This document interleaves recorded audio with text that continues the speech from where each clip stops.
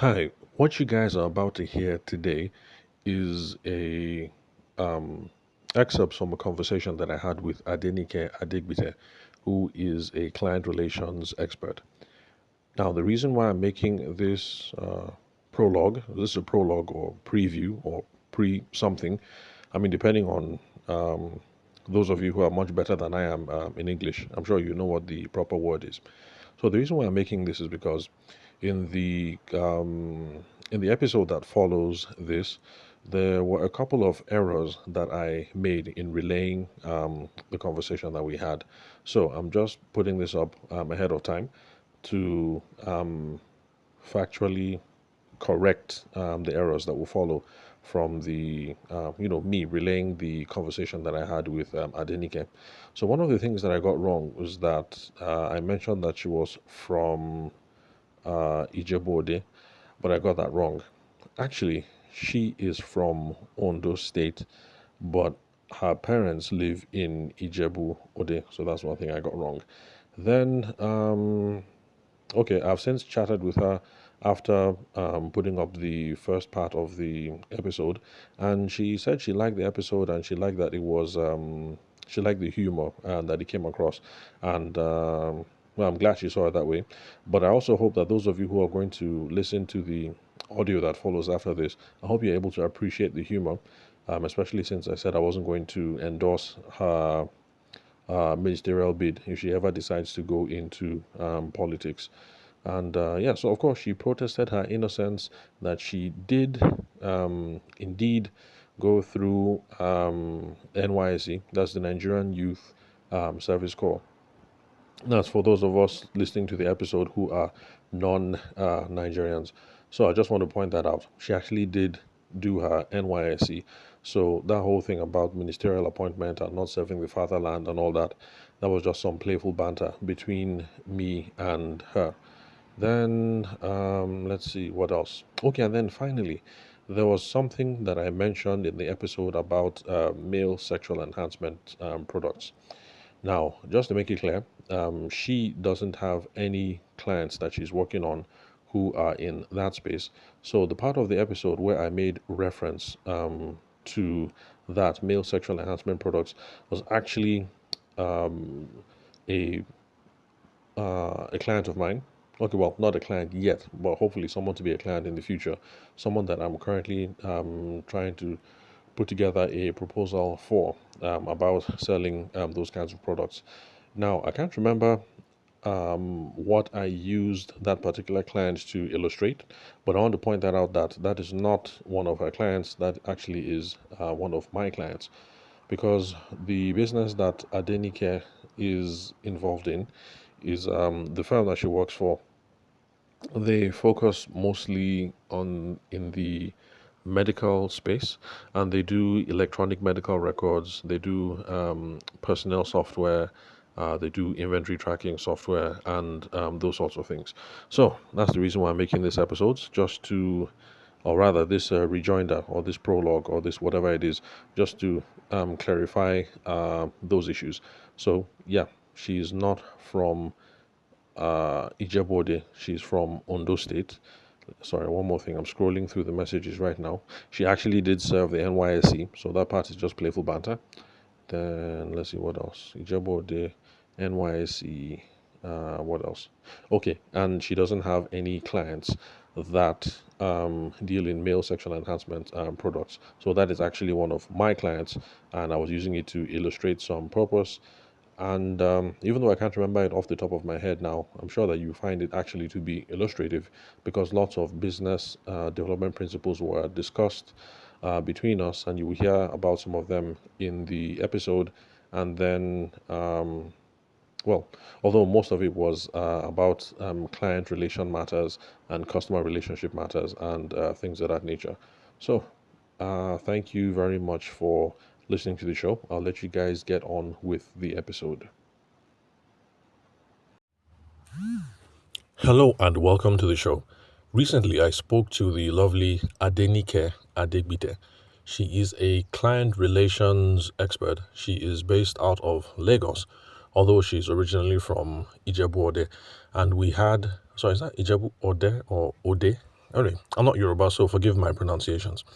Anyway, we had a conversation that lasted well over an hour, talking about all manner of things, client relations, why it's important to the business, the qualities you need for the job, um, how the everyday ordinary businessman like me or businesswoman can get better at client relations, and all those sorts of things. So those are the things we spoke about. Now, even though she's well credentialed when it comes to client relations, I told her that I would not be supporting her ministerial bid if she were ever to go to the Hallow Chambers. That's to be screened to become a minister. And the reason why I would not be supporting her if she were to become a minister of the Federal Republic. Oh, and by the way, I told her this to her face. Okay, well, to her ears, because it was a phone conversation. So I'm not saying anything that she doesn't know. So the reason why I told her is because she did not serve our motherland the way that she's supposed to. One thing that Adenike Adegbite and I have in common is that we were both posted to Kano for our National Youth Service Corps. Although I was posted back in 2005 is 2006, and I think she was much later. But the difference between both of us is, or is it is or was? Well, anyway, I served out my time in Kano. I served in Rano local government, although I spent a lot of time in the capital city because that's where I was getting my legal experience as a law graduate, even though I was a teacher in Rano local government. But she just did the, what's it called? The 3 weeks in camp, and then she got redeployed to Lagos. And I did the same thing I told her is what I tell other people who play the redeployment game. I told her that she did not serve our country, and so because of that, even though she's a professional, she's a woman of integrity, she's very capable at what she does, I told her if I see her in the Hallow Chambers and she's being screened to become a minister, I will send a message to my representative to say, no, do not let her become a minister of the Federal Republic of Nigeria. Anyway, that is just side gist and irrelevant to the main stuff that we have to talk about over here on the podcast. Suffice it to say, she was a real pleasant lady. And for those of you who are going to stay till the end of the podcast and get her contact details on LinkedIn, she's a wonderful woman to speak to. So if you have any questions related to client relations and how you can improve your business with that particular discipline, she's a wonderful person to call. So, like I said, our conversation lasted well over an hour, and I made a couple of notes, so I think I'll just fly through them and try to talk about the things that are relevant to the audience today listening to the podcast. So first off, started off trying to define what client relations is. And in the usual tradition, I got her to keep it to everyday working definitions. So for her, she said client relations. Whenever we hear client relations, it is okay for the everyday average Joe or Jane, like you or me. Whenever you hear client relations, it's okay to just think customer relations management, that it's pretty much the same thing. Now, of course, if you're looking at things from an academic perspective, you might be able to split fine hairs and say one thing is not the other. But for now, for everyday average people, if you hear client relations, think customer relations management, and you are going to be close. And so what they are concerned about, people like Adenike and her colleagues, what they're concerned about is they look at the business and they try to come up with strategies and activities to try and refine the relationships with the clients, to try to manage communications and try to build positive relations with the client.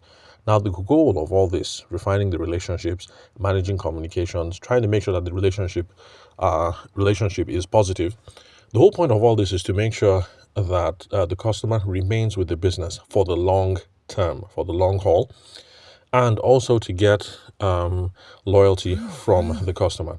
Now, for those of you who've been listening to the podcast for any length of time, you'll know that this jibes with what I've been talking about from a sales and business development perspective, that the goal is not to close the business and to collect your money now.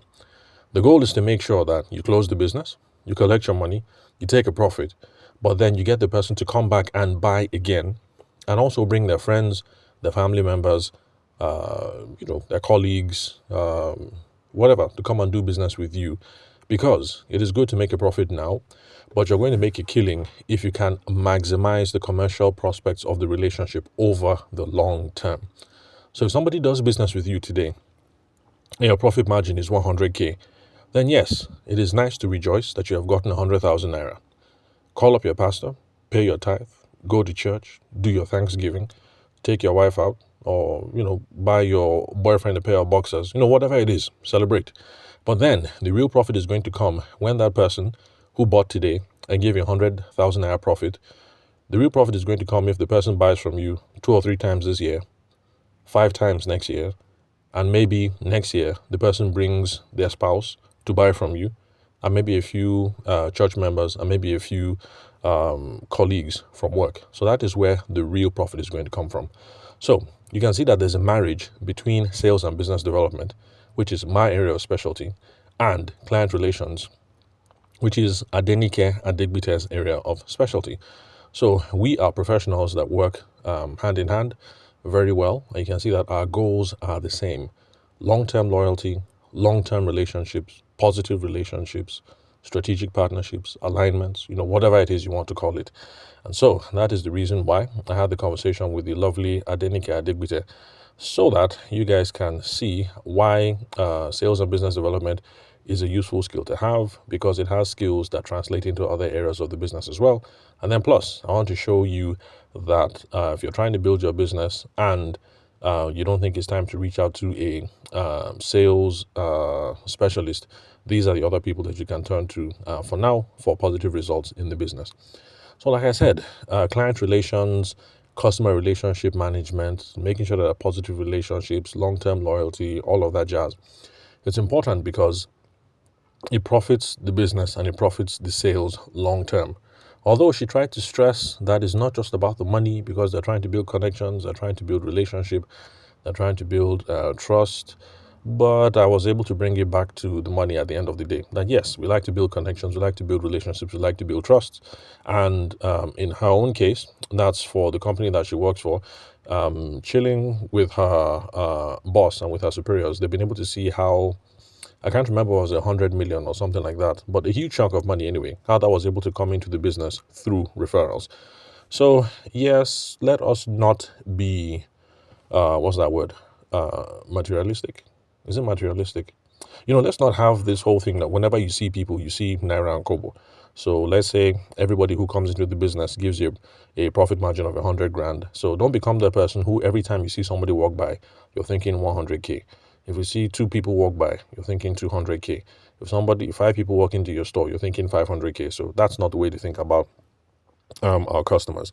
So all the fluffy stuff about connections, relationship, trust, yeah, all that is important. So it's not either or, but all of them working together.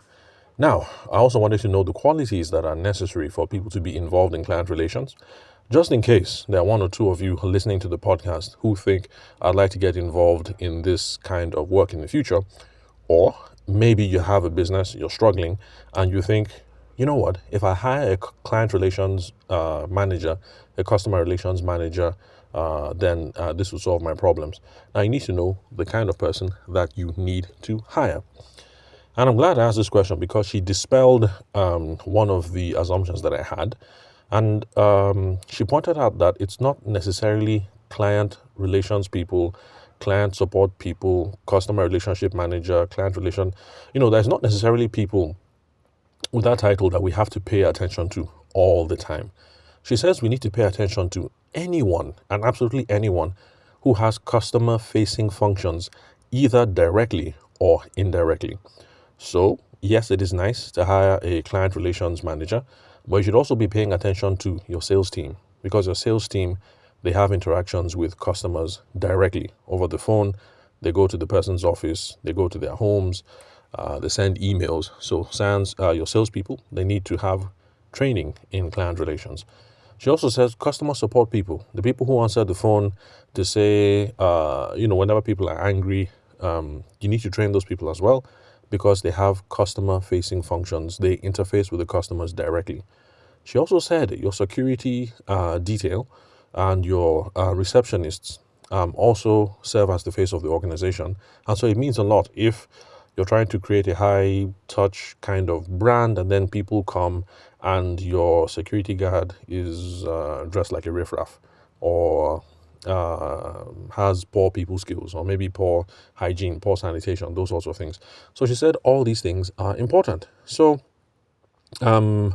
yes, let's pay a huge attention to who we're letting into the business as our client relations manager or our customer relations manager or our, whatever it is, the role that you're trying to hire for. But we need to make sure that our salespeople are trained up. We need to make sure that our customer support people are trained up and have the right perspective. We need to make sure that our security staff and our receptionists, they are the face of the organization as well. Make sure that they're on board with our philosophy of doing business and treating the customer. And she said even janitorial staff also make an impression on how you run the organization. And when she said that, I could agree, because for my son's school, I've noticed that the janitorial staff are very, very polite and very, very pleasant and also very helpful, which is kind of odd in a Nigerian context because you don't expect the person who is mopping the floor or who is cleaning the toilets to walk up to you if you look to be lost and say, "Oh, good afternoon, sir. Are you looking for someone?" or "How can I help?" or something. So in the Nigerian context, that is really, really odd. But yeah, I got the point. Janitorial staff, they also can make an impression as well. Then I'm missing out one group of people she spoke of. Yeah, social media managers. She also said our social media managers, we need to make sure that they're well trained up as well and they have the right philosophy so that they're not rude to clients, they're not unhelpful to people who reach out in Instagram DMs or over email or things like that. So part of the qualities or part of the trainings that people need to become good at client relations, whether you're the customer relationship manager or not, or whether you are sales, receptionist, cleaner, social media manager, anybody who has direct or indirect relations with the customer. So some of the things that you need, she said, we all need to have a polished and, oh, okay, sorry about that. The alarm has gone off. Okay, 10 minutes. Okay, let me try and bring this to a close. Okay, where was I? Okay, yeah, so she said we all need to have polished and professional appearances. That's unfortunate for folks like me because, quite frankly, I only cut my hair like once a month and I can't be bothered to do it more than that. And I've been told time and time again, especially when I used to put up videos on TikTok, there was one lady in particular who would send me messages saying, "You haven't shaved. Wonderful video, blah, blah, blah. I agree, but, you haven't shaved, go and shave, blah, blah, blah." So we all need to look polished and professional. And of course, in sales and business development, we have the same philosophy as well. Although in sales and business development, we say that you need to be dressed and appear appropriately. And appropriate dressing is relative depending to the business context and depending on who it is that you're going to see. So there are some people that appropriate dressing, polished and professional dressing is you wear a suit and a tie because you're meeting them in your office. But then there are other contexts, and an old one that I gave is the wedding planner, for instance, who maybe is meeting someone over at the home on a weekend, and so the appropriate dressing might be jeans and t-shirt. Well, of course, clean t-shirt with no egusi stains on it, and nice jeans that fit well and are not torn or whatever, or don't look like the jeans that you use for cleaning. So all of these things are relative. You take it on a case-by-case basis, depending on who you are, the client that you're interacting with. Let's see, what else? Oh, and then the industry. So if you sell insurance, polished and professional appearance is not the same if you sell tractor equipment and you have to meet engineers at the building site. And that is also not the same kind of dressing than, let's say, you sell chicken feed and you're meeting farmers at the farm or at the poultry. So, it might not be the same. So if you're meeting people at the farm, in the poultry, maybe that whole thing of suit and tie would be overkill. Yeah, it might be too much. So she also said we need to work on our communication skills, our verbal skills. Okay, well, grooming, I think that's part of appearance, your hair, your teeth, your nails, what else? Then Adenike also said we need to have a positive self-image because that gives a confident mindset because we need to be confident when interacting with the customers, especially when people call and they are absolutely pissed. If we don't have the right mindset or if we don't have the confident mindset, we might take the attacks personal, try to defend ourselves, and end up making things worse because we end up in a shouting match with a customer. Now, some of you might think that will never happen, but the truth is, you never know. I was in a situation a decade ago where I had done what we agreed. I had delivered the photos. Everything was nice. I think the issue was watermarks. And I just thought that the groom in particular was being an ingrate. And, after a while, I just went off on the guy. So, but my business partner at the time had to pull me aside and like, look, guy, calm down. We're here. This is an office environment because we had the meeting at his office. You're making me look bad, blah, blah, blah. It's not good for business, So we're human. These things happen. So confident mindset, positive self-image, we need to be cool, calm, and collected. Absolutely important. She also said we need to learn active listening. Active listening is about, well, the way she put it, it's about focus and concentration because we're trying to understand the needs that the client has, and we're trying to understand what their concerns are. Absolutely important. I agree, especially from a sales and business development perspective, because we cannot make a proposal, make a presentation, make a sales pitch, try to solve a problem, try and win the customer until we know the problem that they are trying to solve.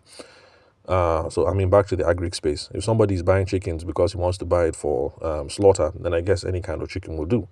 But if the person wants to buy a chicken from you because the person wants a chicken for breeding purposes, then there's no point in selling the person old broilers because the person will now be angry that you sold chickens that can't lay eggs or don't lay healthy eggs or whatever. Then Adenike and we had a healthy debate about the whole client is king thing because it's something that is said in her own industry among client relations where people say client is king. Okay, well, it wasn't a debate because we kind of have the same point of view. I said the client is not king, in my own opinion. The client, sorry, no. Okay, yeah, so the way it was taught to her when she was a young one in the business is that client is king. And what I had heard coming into the business as a wedding photographer is the customer is always right. So I said, look, that whole client is king, customer is always right thing, nah, I don't agree. The customer is not always right, but the customer has a right to be heard and addressed appropriately at all times. And then we agreed on that whole the client is king, the client is right. So anyway, bottom line is hold the client in high regards. But my own professional opinion, since you are the specialist and you know how to achieve the end results, you are the one who actually knows what's best. But you cannot convince the client that of a particular course of action if you don't respect them, if you do not listen to them, and if you do not understand their needs and their concerns, they will not listen to you. So, active listening, focus, concentrate. Where are they coming from? What do they want? What is pinching them? Why are they angry? What are they trying to achieve? It's only when you have all of that that you can say, oh, okay, Oga Kunle, yeah, I hear where you're coming from. Bros, no vex. But from all the things you said, if you want to do it like this or do it like that, the best way to go about it is to do X, Y, Z instead of doing this 1, 2, 3 that you're recommending. Because if you do it like 1, 2, 3, this is not going to work. This one is not going to work. This one is going to break. But if you do X, Y, Z, everything is going to flow. So how do you check it? So that's the whole philosophy. Then Adenike also said we have to be very good at we have to give off good body language. We also have to be good at reading body language and nonverbals. Then we have to be up there with eye contact.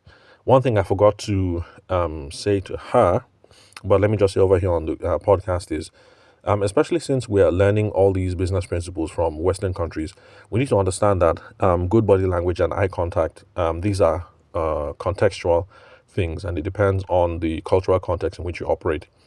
Because I know that for Yoruba people, and I think for English people, it would be a sign of confidence for a young man to look directly into the eyes of another young man. So your elder is talking to you, you look directly into the eye, and you guys are standing facing each other, or you guys are sitting facing each other. But in my culture, in the Tiv culture, it's slightly different. Eye contact, yes, important. But if the conversation gets really serious, the more appropriate thing to do for a TV young man is actually to go and sit next to the elder, not across the elder. And then you lean in, or rather, both of you are leaning in, so that it's almost as if he is talking into your personal space and you are listening, and there is no direct eye contact. So these things, it depends. Because I also heard somebody on another podcast, this one was, I think, public relations related, and the person was doing business in Japan, and the person was talking about how some of these cultural things are also different. Concerning handshake or no handshake. You walk into Japan, you want to do the handshake thing because that's part of being, good body language, being confident or whatnot, right? But actually, in Japan, it's more of, look into the eye and then bow. So you take all of these things with a pinch of salt, depending on the cultural context that you are in. So if you are selling in the middle belt and you're trying to get community engagement, for instance, from one of the elders, instead of sitting across and looking directly into the eye of the elder, you would actually make more sense sitting next to the elder and then leaning in so that you guys can have a conversation, even though there's not going to be any eye contact, and even though it looks like you might be in a much more subservient position. But all of these things depend, and that's why we have to just remember that all these things are contextual. Okay, so let's see. Let me look through my notes. Okay, we also spoke about the importance of empathy and emotional intelligence. Basically understanding how to connect with people and understanding how to manage our own emotions so that we can effectively manage those other people's emotions as well.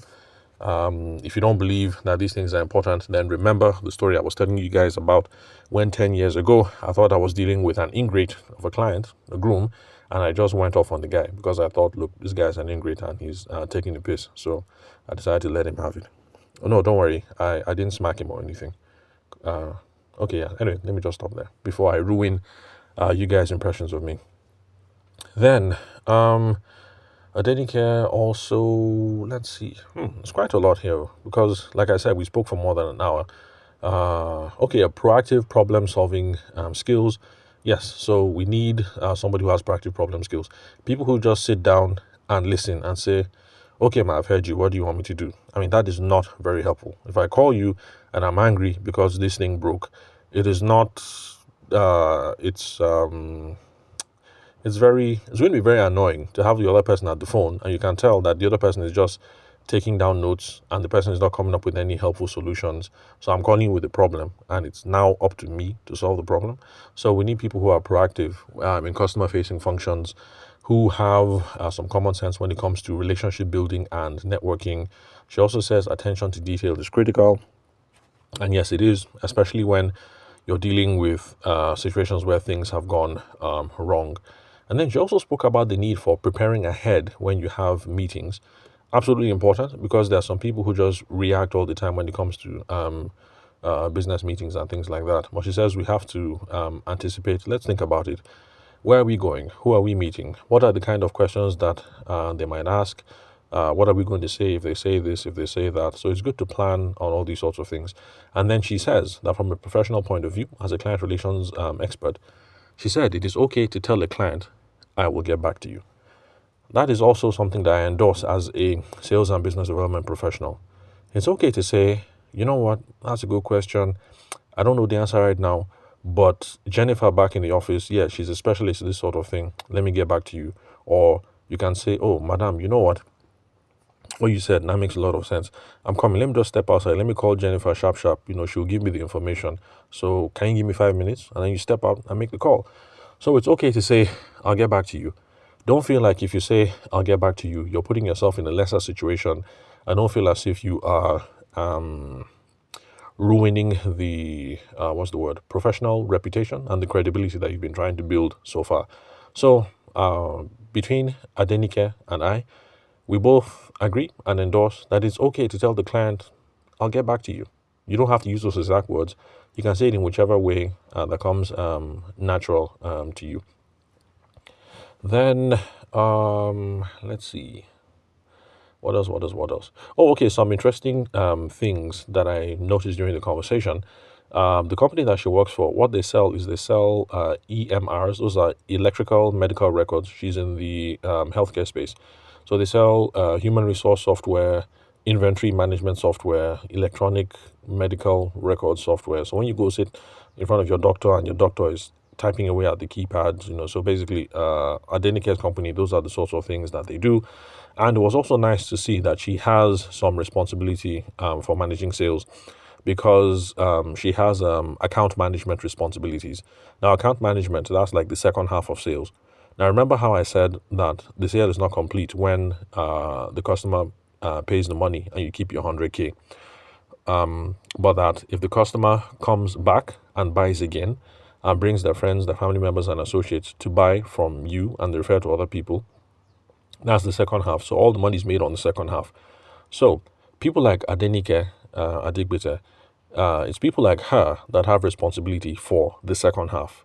So somebody comes into the company, they've paid, you have collected your 100K profit, your 1M profit. It's now people like Adenike who call up the person, follow up calls, go to the site. Is the software working okay? Are there any problems? Are there other people you can refer us to? Blah, blah, blah. Those are the kinds of conversation that she has. So she has some selling responsibility. And it's always nice to talk to another professional who realizes how all these things are important, because there are lots of people in organizations who don't have sales or selling responsibilities and who have a poor understanding about how to sell, and why selling is even important. Then let's see what else. Okay, cultural nuances. Yes, I wanted her opinion on that, and she admitted, yes, that there are times when there can be communication barriers, language differences and things like that, or maybe you make a poor choice of communication channels, but these things actually mean a lot. So you need to understand the local language or the culture or the situation that you're dealing with. From a company-wide perspective, you can use videos in different languages, because I understand that for companies like hers, they'll have to make instructional videos. So you can make the videos in Hausa, in Igbo, in Yoruba, in Ebibio, in Tiv, in Alago, different languages. The whole point being that if it looks as if you send this English version, they might not get the whole cocoa of what you're trying to communicate. Then you might as well just give the one in the appropriate language or in the language that is closest. She also spoke about situations where it's okay to use a translator. That's absolutely important. There was a time when I was trying to sell dredging equipment for an individual who's in the oil and gas space. And there are those situations where you're going there, you want to speak to the village chief because you need permission or you need buy-in before you start drilling in across people's farmland and stuff like that. So in that situation, you do need a translator or somebody who is introducing you to the community or things like that. So cultural nuance is really, really important. And I spoke about the whole thing of how, from a Yoruba perspective, if I look at the elder straight in the face, we're sitting across each other and we're looking straight in the eye. It doesn't mean you're being rude. But if it's a team context and we're having a serious conversation, it's not across the table. Across the table would be adversarial. So it's rather, sitting side by side, kind of gives the sense that we are even on the same side. And it's more about leaning in and listening rather than having direct eye contact. Then, let's see what else. Okay, then for those of you who have products that involve packaging, like I'm talking to someone who is selling male sexual enhancement products. She said that there are universal signs that you can use, so that even if somebody is semi-literate or doesn't understand English, the person can see the sign and kind of understand. Like those two arrows that point upwards on most packaging, which says "this way up." So even an illiterate will look at it and know that, oh, this package is not supposed to be placed this way because the arrows are pointing down. So let's place it so that the arrows are facing up. Then she said, even if you're not good at languages and things like that, you can sometimes try and blend, give it the best you have, because it builds rapport. Because people were like, oh, this young man, his Igbo is atrocious, but he's trying. Oh, this young lady, her Yoruba is terrible, but at least she's trying. It makes people smile. It makes people open up to you. And even though she's Yoruba, her Yoruba is poor, but she says she tries to speak it anyway, precisely for those reasons. It helps to build rapport, and it helps to open up doors like, oh, Yoruba niye, okay, you're a Yoruba young lady, come in, how are you, blah, blah, blah, mommy, this and this and this and that and that, usual Yoruba batting batting. Okay, then advice to newcomers. So if you're coming into this business, you want to be a customer service representative, a client relations expert, all these sorts of things. She said that if you're in the small and medium scale space, you need to pay attention to customer relations. People in the SME space, one man shops, two man operations, they focus on quality control, delivery timelines, blah, blah, blah, blah, blah. But as far as they're concerned, like customer relations, I beg, what is that? I have too many things on my plate. Don't come and tell me about customer, blah, blah, blah. So long as my product works, the quality is good, it's delivered on time, what other customer relation thing is there? So she says, small people, small shops, 2 or 3 people, 4 or 5, pay attention to customer relations, because that is what lead to good customer retentions.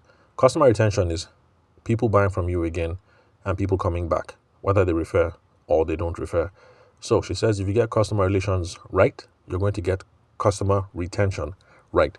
She also advises respond to customer issues timely. If somebody sends you a message or the phone call 8 a.m., don't get back to them by 1 p.m. That's long. Maybe in the old days that would have been okay. But now, with snap communications being prevalent, I think it would make sense that if someone calls you 8 o'clock, even if you don't have an answer, it might be okay to say, you know what, let me talk to the people at the office. I'm terribly sorry about this. Ask some more questions, get all the information, and you tell the person that, you know what, is it okay if I call you back in 2 hours?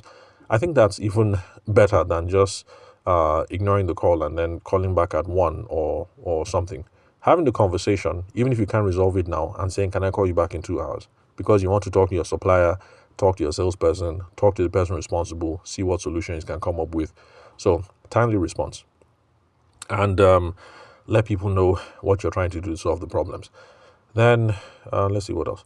Okay, she said we should also try and exceed client expectations. Of course, that means that you must have understood their expectations in the first place. Let's see.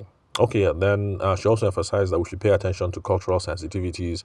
So just in case it hasn't seeped into you guys, let me stress it again. There is a difference in doing business in the south versus doing business in the northern part of Nigeria versus doing business in the middle belt. So the principles are the same, but being respectful in a Kano context might not be the same as being respectful in a Makudi context, or being respectful in a Umuahia context. So it depends. Then she also says timely follow-ups. Don't leave things open-ended. When you're leaving the meeting, don't say, okay, ma, talk to you again sometime soon. Be specific. Agree on next follow-up times. And say, okay, thank you very much, ma. Would it be okay for me to call you Monday at 8 a.m.? And she says, yes. So that one, it's really good. If you leave calls open-ended, then when you call back the next time, you're being a pest. But if you say, okay, ma, it's been a nice meeting. Can I call you back Monday at 8 a.m. to give you feedback on XYZ that we discussed? The person says yes. That makes a lot of sense. When you call back on Monday, you're not being a pest. You're being very useful and you're adding value to the relationship, to the situation, because there's a specific thing that you're following up on. Then, let's see what else. I think that's it pretty much. Okay, her advice for people involved in big businesses was to invest in training. So customer service training, cultural awareness training. Let's see, what else? Okay, and then she also said appreciating the client is important. That you can do that by sending personalized thank yous, or maybe offering discounts or exclusive offers to certain kinds of clients. And like I said, the conversation lasted well over an hour, so there was lots and lots and lots of stuff that we spoke about. So I guess I have only spoken about a quarter of all the things that we spoke about, but she's a really nice person. So connect with her on the LinkedIn. Again, the name is Adenike Adegbite. I hope I'm pronouncing it right. For those of you who are Yoruba people listening to the podcast, yeah, I know you must have been screaming your head off or laughing at some of the things that I said, but just manage. It's one love. We're all one Nigeria. Yeah, so that's it pretty much. Adenike Adegbite's contact details are going to be on LinkedIn. That is where she would like you guys to connect with her. So connect with her, let her know that you heard about her from the podcast. If you have any questions, um, be sure to send them to her directly. And if your company is in a bind and you need trainings on things that are client service related, customer facing related, well, anyway, you get the whole gist. If you think it's a problem that she can solve, start the conversation with her as well. So thank you very much, guys, for listening to the show. I'll catch you at the next episode.